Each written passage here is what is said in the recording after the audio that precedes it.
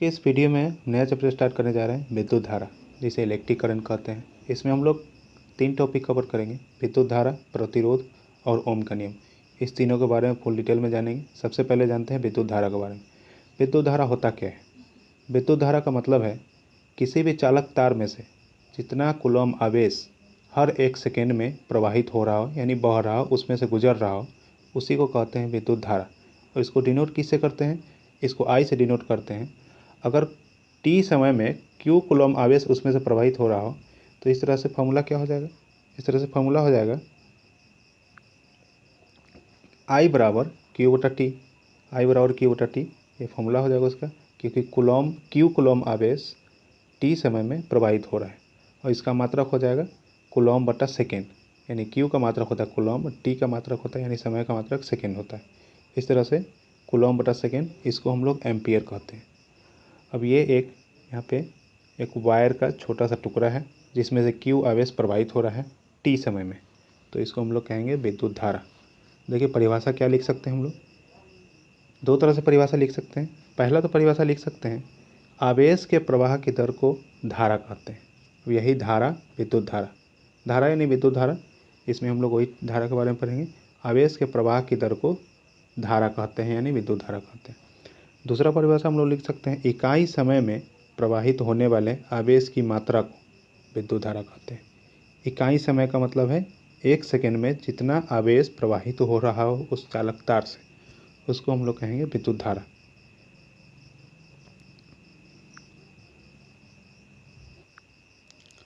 इसी को हम लोग इंग्लिश में भी बोल सकते हैं flow of charge in unit time. Flow of charge, जितना यूनिट टाइम में जितना चार्ज फ्लो होगा उसको हम लोग कहेंगे इलेक्ट्रिक करंट, यानी विद्युत धारा। विद्युत धारा की दिशा क्या होगी? तो विद्युत धारा की दिशा हमेशा ऋणात्मक आवेश की प्रवाह के विपरीत दिशा में होगा। मतलब कि ये अगर एक तार है, ठीक है, तो इसमें से माइनस इधर से इधर जा रहा है, इधर से इधर जा रहा है माइनस आवेश, तो इसके उल्टी दिशा में, उल्टी दिशा में कहने का मतलब आवेश इधर से इधर जा रहा है, आवेश का जो दिशा है इधर से इधर है, लेफ़्ट टू राइट है, तो इसमें विद्युत धारा की दिशा हो जाएगी राइट टू लेफ्ट, यानी इस साइड से इस साइड हो जाएगा, अगर नेगेटिव आवेश इसमें से बह रहा हो तो इसी प्रकार धनात्मक आवेश के प्रवाह की दिशा में बहता है, यानी कि प्लस चार्ज अगर लेफ़्ट से राइट जा रहा हो, प्लस चार्ज अगर लेफ़्ट से राइट जा रहा हो, इस तरह से प्लस चार्ज लेफ़्ट से राइट जा रहा हो तो इसी की दिशा में करंट बहती है, यानी इसी की दिशा में इसी के साथ करंट बहेगा, यानी आई हो जाएगा। ठीक है, इसकी दिशा के बारे में हम लोग जान लिए।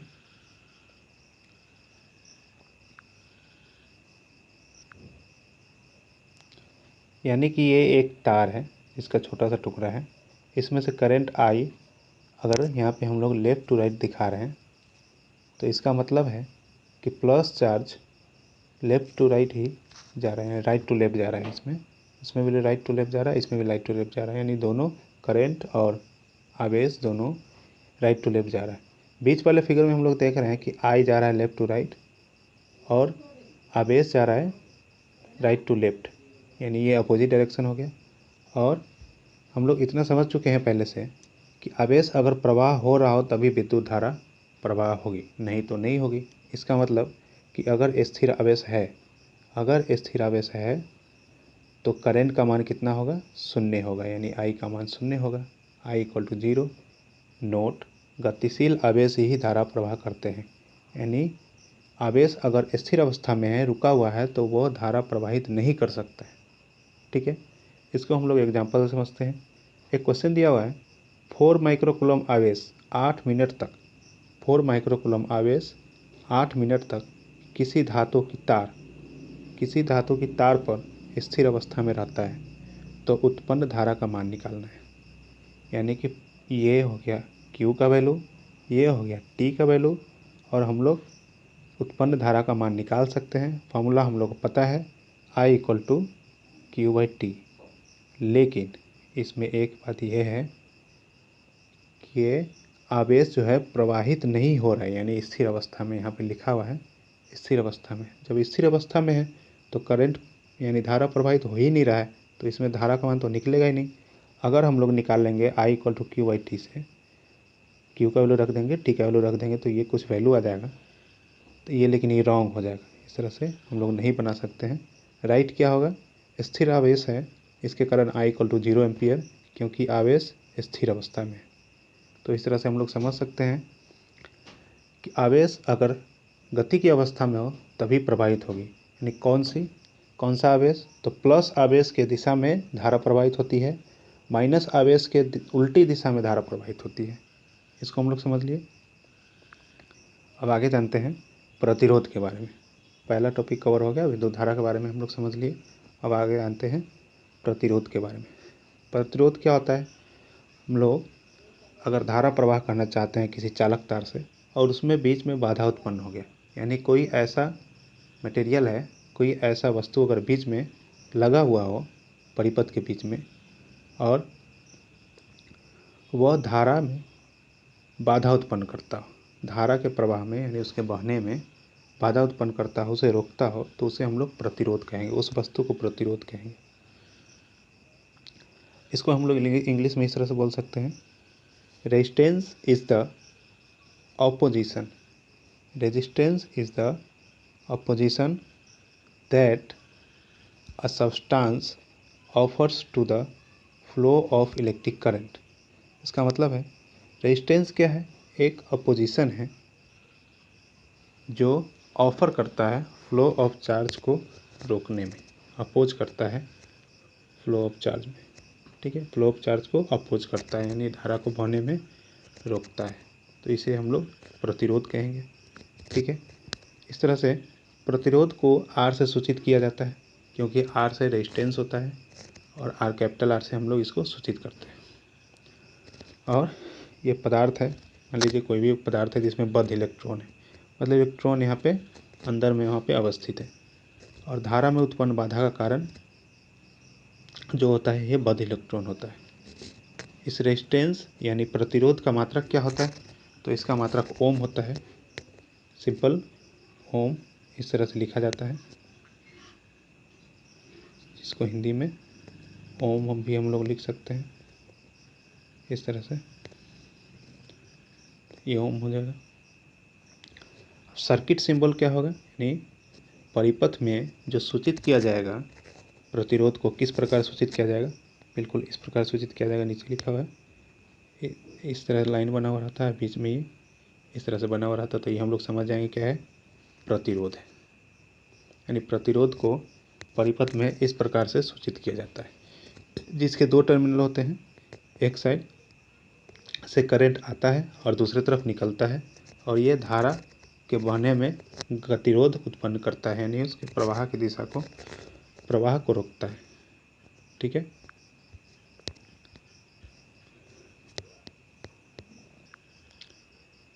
अब जानते हैं प्रतिरोध किन किन बातों पर निर्भर करता है, किन किन बिंदुओं पर निर्भर करता है प्रतिरोध।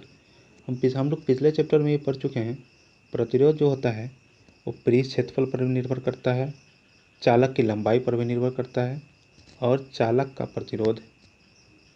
प्रतिरोधकता जो होता है उस पर भी निर्भर करता है, ठीक है। ये एक तार का छोटा सा टुकड़ा है जिसका क्षेत्रफल यहाँ पे ए है, पृष्ठ क्षेत्रफल इसका ए है और लंबाई एल है, स्मॉल एल, और इसका प्रतिरोधकता आर है, यानी ये सब इसका महत्वपूर्ण बिंदु सब हो गया। अब इसमें हम लोग समझते हैं किसी चालक का प्रतिरोध उस चालक की लंबाई के समानुपाती होता है, यानी कि किसी भी चालक तार का लंबाई जितना ज़्यादा होगा उसका प्रतिरोध उतना ही ज़्यादा होगा, यानी हम लोग लिख सकते हैं R directly proportional to L, यानी R समानुपाती L है। ये इक्वेशन 1 हो गया, समीकरण 1 हो गया। और किन किन बातों पर निर्भर करता है, चलिए आइए आगे जानते हैं। पहला तो हो गया कि लंबाई पर निर्भर करता है, किसी भी तार का, चालक तार का प्रतिरोध उसके लंबाई पर निर्भर करता है। और किस पर निर्भर करता है, तो किसी चालक का प्रतिरोध उसके पृष्ठ क्षेत्रफल के व्युत्क्रमानुपाती होता है, यानी कि इसके एरिया पर भी डिपेंडेंट होता है,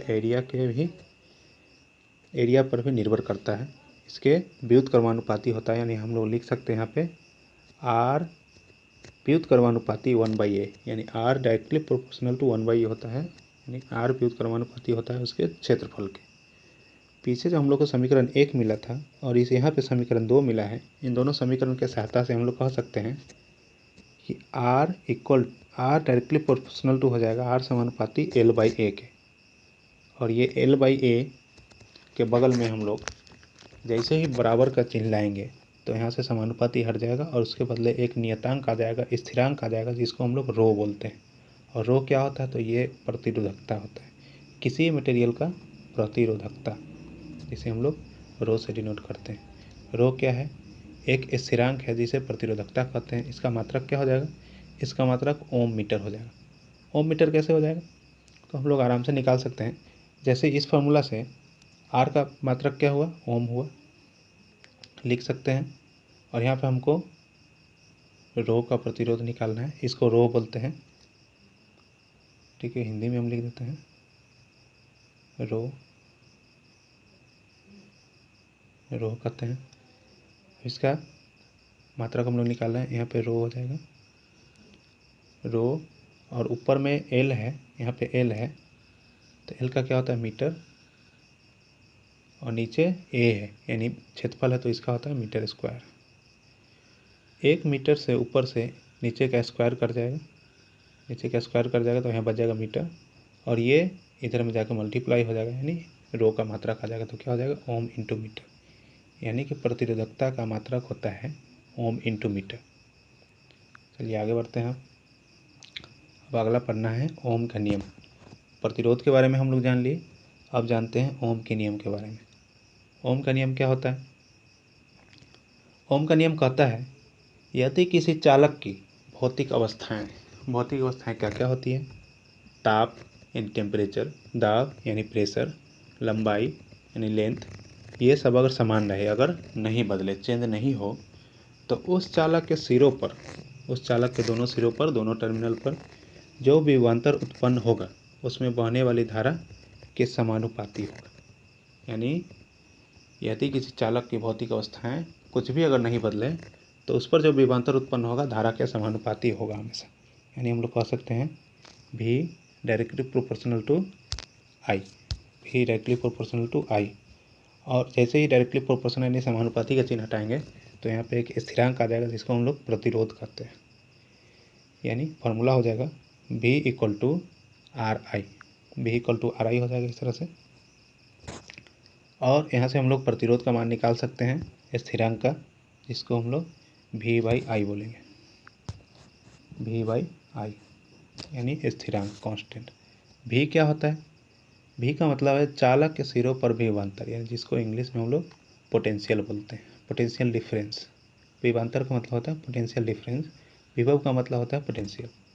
यानी चालक के सिरों पर जो विभव का अंतर होगा उसे हम लोग V से डिनोट करेंगे।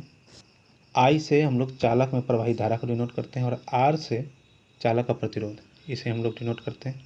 इस तरह से ओम का नियम क्या कहता है? ओम का नियम का सीधा फॉर्मूला अगर है V इक्वल टू RI यानी V equal to IR।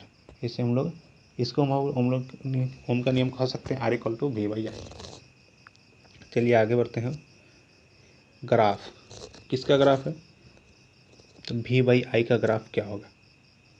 V/I का ग्राफ एक कांस्टेंट होता है, एक सीधा लाइन होता है, एक स्ट्रेट लाइन होता है, इस तरह से जैसा कि फिगर में दिखाया गया यहाँ से एकदम स्ट्रेट लाइन। अम्लीय पदार्थ का स्ट्रेट लाइन होता है, अनअम्लीय पदार्थ का स्ट्रेट लाइन नहीं होता है, कर्व होता है। अम्लीय पदार्थ क्या होता है? अम्लीय पदार्थ का मतलब वह पदार्थ जो ओम के नियम का पालन करते हैं। जैसे धातुएं जितने भी हैं सभी ओम के नियम का पालन करते हैं। इसमें जब भी ग्राफ बनाएंगे V/I का तो ये एक स्ट्रेट लाइन आता है, इस तरह से सीधा आता है। अनअम्लीय पदार्थ का जो ग्राफ बनाएंगे तो हम लोग सीधा लाइन नहीं आएगा, ये कर्व आएगा। यानी वे पदार्थ जो ओम के नियम का पालन नहीं करते हैं वे अर्धचालक कहलाते हैं, और इसे सेमीकंडक्टर कहते हैं। अर्धचालक यानी सेमीकंडक्टर। अब अगले टॉपिक में, अगले वीडियो में हम लोग पढ़ेंगे प्रतिरोधों का संयोजन। चलिए ये नया टॉपिक समझते हैं, प्रतिरोधों का संयोजन यानी कॉम्बिनेशन ऑफ रेजिस्टर्स। प्रतिरोध को कैसे कैसे हम लोग परिपथ में संयोजित कर सकते हैं, इसके बारे में हम लोग पढ़ते हैं। सबसे पहला होता है श्रेणी क्रम संयोजन, यानी एक के बाद एक प्रतिरोध को जोड़ा जाता है, तो इसको हम लोग कहते हैं श्रेणी क्रम संयोजन। यानी एक प्रतिरोध जहाँ पे ख़त्म हुआ, दूसरा प्रतिरोध भी वहीं से स्टार्ट किया जाएगा इस तरह से, तो इसको हम लोग कहेंगे श्रेणी क्रम संयोजन। यानी एक का जो सिरा था वहाँ से हम लोग दूसरे प्रतिरोध का सिरा वहाँ से स्टार्ट किए, तो इसको हम लोग कहेंगे श्रेणी क्रम संयोजन। समांतर क्रम क्या होता है? समांतर क्रम में हर प्रतिरोध का शुरू का सिरा और अंतिम का सिरा दोनों सेम होता है। शुरू का सिरा शुरू के सिरे वाले से कनेक्ट करते हैं और अंतिम का सिरा अंतिम के सिरे वाले से कनेक्ट किया जाता है इस तरह से, तो इसको हम लोग कहते हैं समांतर क्रम। और ऊपर वाला जो एक के बाद एक जोड़ा जाता है उसको कहते हैं श्रेणी क्रम। यानी इसको हिंदी में कहा जाता है सीरीज कॉम्बिनेशन श्रेणी क्रम को, और समांतर क्रम को कहा जाता है पैरेलल कॉम्बिनेशन। और अन्य में क्या किया जाता है? मिक्स कर दिया जाता है दोनों को, तो इसको अन्य बोला जाता है। सबसे पहले हम लोग जानेंगे श्रेणी क्रम संयोजन के बारे में।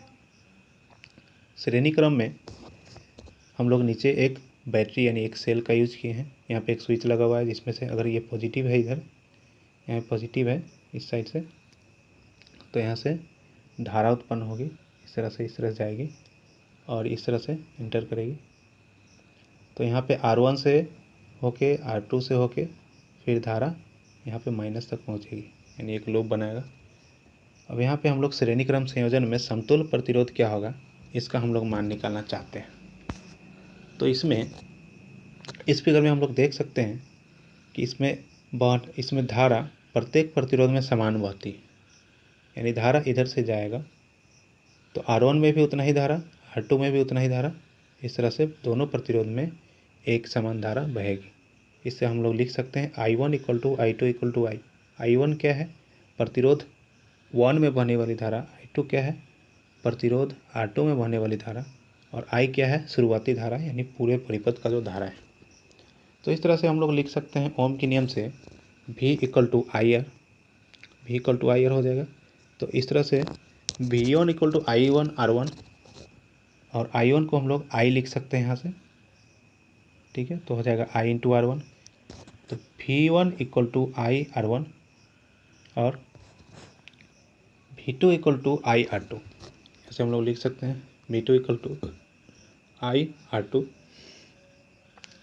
ये हम लोग का समीकरण 2 हो जाएगा। यहाँ से 1 और 2 को दोनों को अब यूज करेंगे।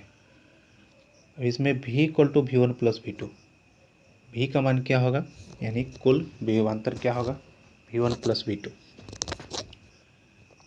V1 का वैल्यू यहाँ पे रख देंगे समीकरण 1 से I R1, और V2 का वैल्यू रख देंगे I R2, और दोनों को जब ऐड करेंगे, तो उसमें से हम लोग कॉमन ले सकते हैं I जैसे ही कॉमन लेंगे तो क्या बचेगा? R1 + R2। अब यहाँ पे I को क्या किए, इधर डिनोमिनेटर में ले गए, दूसरे साइड डिनोमिनेटर में ले गए, तो बच जाएगा V/I = R1 + R2, V/I = R1 + R2। और हम लोग ओम के नियम से जानते हैं कि R = होता है V/I, R = होता है V/I। और यहाँ पे V/I है, इसके बदले हम लोग लिख सकते हैं नीचे में R इक्विवेलेंट, यानी R का मतलब क्या है? प्रतिरोध, और R इक्विवेलेंट का मतलब है समतुल्य प्रतिरोध। तो कुल प्रतिरोध यानी समतुल्य प्रतिरोध R इक्विवेलेंट, और इसके बदले यहाँ पे R1 + R2 तो है, तो इसको हम लोग लिख सकते हैं R इक्विवेलेंट = R1 + R2।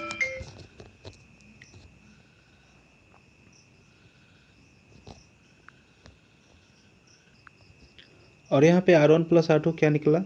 दो प्रतिरोधों का श्रेणी क्रम से परिणामी प्रतिरोध, यानी दो प्रतिरोध को जब श्रेणी क्रम में जोड़ेंगे तो परिणामी प्रतिरोध इस प्रकार से निकलेगा। यदि 3 प्रतिरोध श्रेणी क्रम में जुड़ा होगा तो R1, R2 और R3, ये तो 2 प्रतिरोध का ऊपर हम लोग निकाल लिए। अब निकालेंगे 3 प्रतिरोध को। 2 प्रतिरोध रहेगा तो सीधा उसको जोड़ देना है, श्रेणी क्रम में जब भी रहे तो सीधा उसको जोड़ देना है। R1 + R2 + R3 इस टाइप से हो जाएगा। चलिए हम लोग देख लेते हैं 3 प्रतिरोध को जब श्रेणी क्रम में जोड़ा जाता है तो उसका प्रतिरोध यानी समतुल्य प्रतिरोध क्या निकलेगा।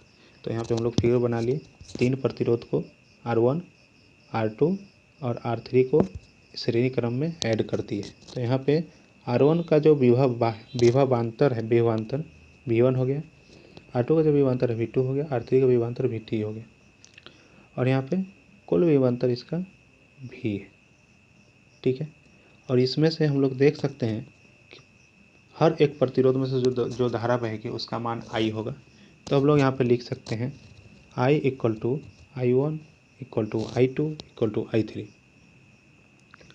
और इसको ओम के नियम से हम लोग लिख सकते हैं V इक्वल टू IR। तो हर एक विभवांतर का अलग अलग आ जाएगा। तो R1 प्रतिरोध से I धारा गुजरा तो उसका विभवांतर हो जाएगा V1 इक्वल टू IR1, जो कि यहाँ पे इक्वेशन 1 में हो गया।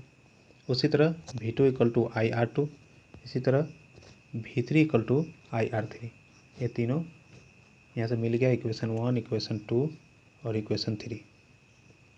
अब हम लोग कुल विभवांतर का मतलब होता है V1 plus V2 plus V3। तीनों विभवांतर को जब ऐड करेंगे तो V1 plus V2 plus V3, V equal to IR1 plus IR2 plus IR3। तीनों का वैल्यू हम लोग पुट कर दिए तीनों समीकरण से।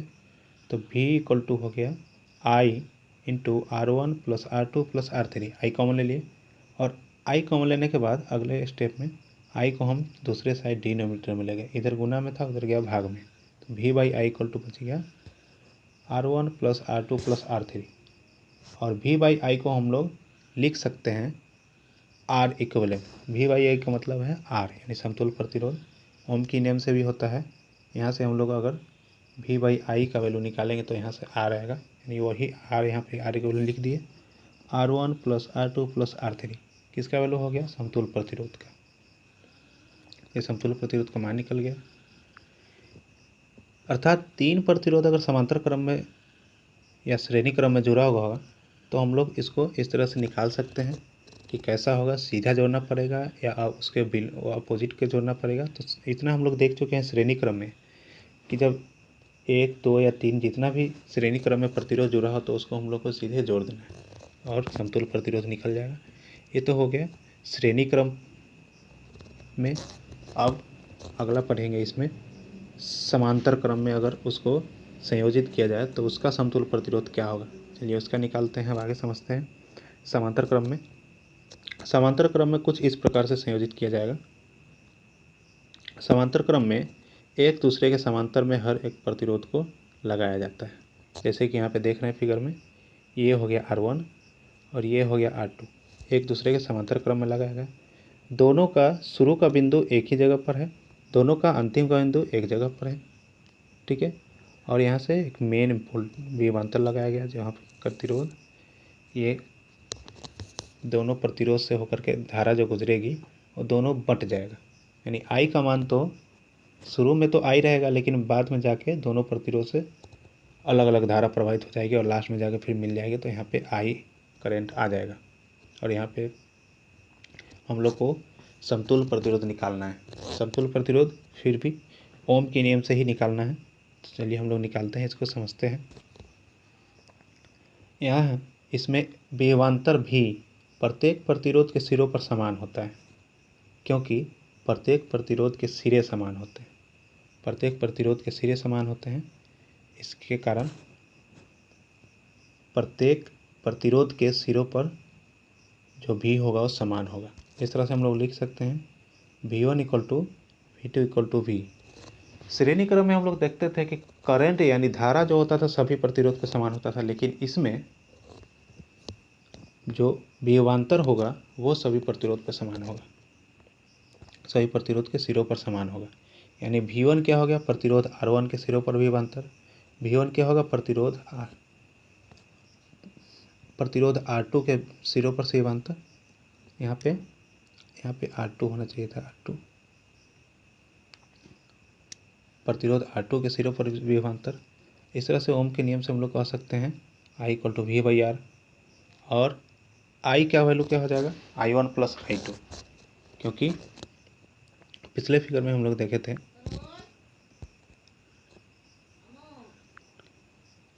यानी I equal to V by R, I equal to V by R हो जाएगा, और I का वैल्यू हो गया I1 प्लस I2। इस तरह से I का वैल्यू हो जाएगा V1 by R1 plus V2 by R2। I1 का वैल्यू रख दिए, I2 का वैल्यू रख दिए दोनों का, तो I इक्वल टू हो जाएगा V by R1 plus V by R2। हम यहाँ से V ऊपर से कॉमन ले सकते हैं आराम से, भी कॉमन ले लिए तो बच गया आई इक्वल टू भी इंटू 1/r1 प्लस 1/r2। अब यहाँ पे हो जाएगा आई बाई भी, जब भी आएगा डिनोमिनेटर में तो इधर में हो जाएगा लेफ्ट हैंड साइड में आई बाई भी हो जाएगा, इक्वल टू हो जाएगा 1/r1 प्लस 1/r2। तो आई बाई भी को हम लोग 1/r इक्विवेलेंट लिख सकते हैं, यानी कि भी बाई आई होता है आर। आर का मतलब है कुल प्रतिरोध, यानी आर इक्विवेलेंट यानी समतुल्य प्रतिरोध। तो हम लोग इसको जब अपोजिट करेंगे आई बाई भी करेंगे तो ये भी अपोजिट हो जाएगा, 1/r इक्विवेलेंट हो जाएगा। तो इस तरह से निकाल सकते हैं दो प्रतिरोध जब समांतर क्रम में जुड़े हो तो उसका समतुल्य प्रतिरोध निकालने का फॉर्मूला हो जाएगा 1/r1 प्लस 1/r2। तो ये दो प्रतिरोध का निकला। हम लोग तीन प्रतिरोध के बारे में निकालते हैं, उसका कैसे निकलेगा। जिस तरह से हम लोगों ने दो प्रतिरोध का निकाला था उसी तरह हम लोग तीन प्रतिरोध का भी समांतर क्रम में जो जुड़ा होगा उसका हम समतुल्य प्रतिरोध निकाल सकते हैं। यदि तीन प्रतिरोध समांतर क्रम में जुड़े हों तो इस प्रकार से फिगर बन जाएगा। और इसमें हम लोग लिख सकते हैं V equal to V1 equal to V2 equal to V3। हर एक प्रतिरोध के सिरों पर को जो विभवांतर का मान होगा वो समान होगा।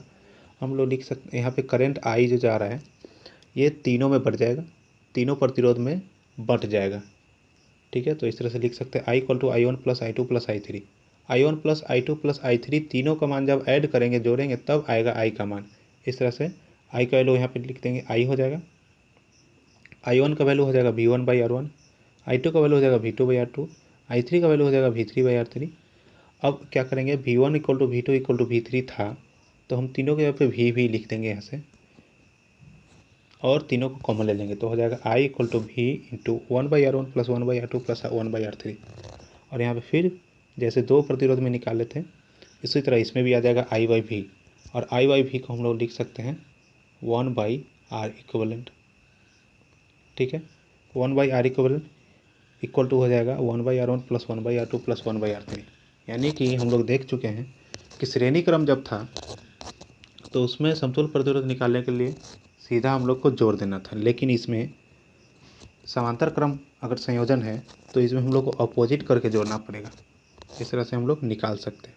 तो तीन प्रतिरोध रहेगा तो ये फॉर्मूला निकालेंगे लगाएंगे, और दो प्रतिरोध रहेगा तो कौन सा, तो उसमें हो जाएगा 1/R equivalent equal two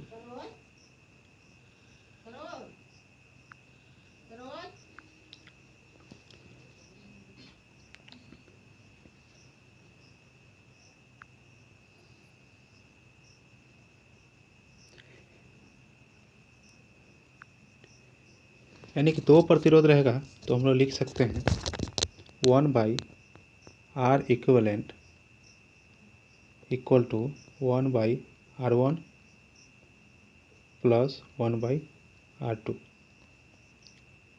plus में 1/R2। और तीन प्रतिरोध आएगा तो इस प्रकार से लिख सकते हैं जैसे यहाँ पे नीचे में लिखा हुआ है। चलिए अब अगला टॉपिक अगले वीडियो में पढ़ेंगे। इस चैनल को सब्सक्राइब करें, और अगर कुछ भी क्वेश्चन हो कुछ भी तो हम अब लोग कमेंट कर सकते हैं और उसका सलूशन हम लोग अगले वीडियो में देख पाएंगे। ये वीडियो देखने के लिए थैंक्स। वीडियो अच्छा लगा हो तो लाइक करें और इस चैनल को सब्सक्राइब करें, अपने दोस्तों के पास शेयर करें। Thank you very much.